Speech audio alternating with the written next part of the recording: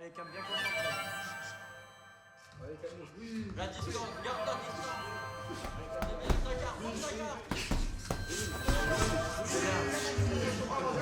C'est bien. Je le dans les corps, voilà. Je suis Charlie Cabossel et je suis chef opérateur du son et j'ai travaillé sur le film La danse des renards de Valérie Carnoy. Et C et 1. Okay. Moi je suis responsable de toute la prise de son au moment du tournage.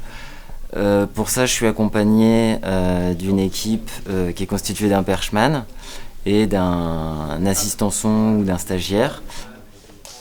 Pour la prise de son d'une séquence, on utilise différents micros. Il y a les micros qui vont être sur la perche.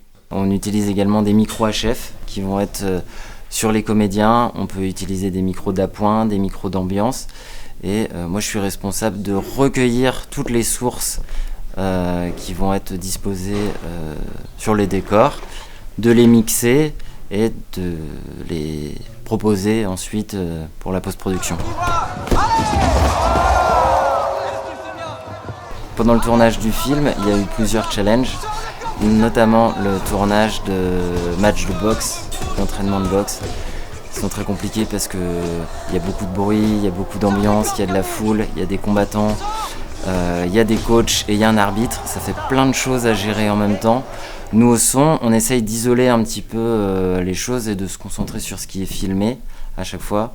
Et c'est ensuite en post-production qu'on additionne les choses pour faire une ambiance ou une scène qui soit cohérente et réaliste.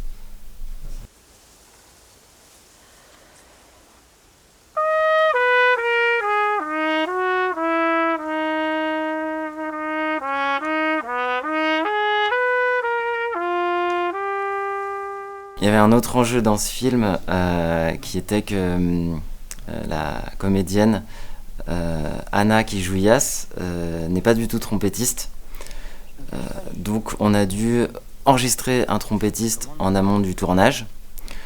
Ensuite, pendant le tournage de la séquence, on faisait comme en playback, comme en chanson. On diffusait la musique et Anna, elle mimait simplement la trompettiste.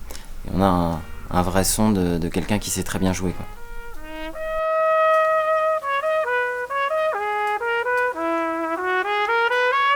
Ce qui me plaît dans mon métier, c'est que c'est un travail d'équipe où on est amené à rencontrer plein de gens différents. Et j'aime bien le fait de découvrir de me plonger dans des histoires ou dans des sujets que j'aurais pas forcément abordés de moi-même si j'avais pas été amené à travailler dessus.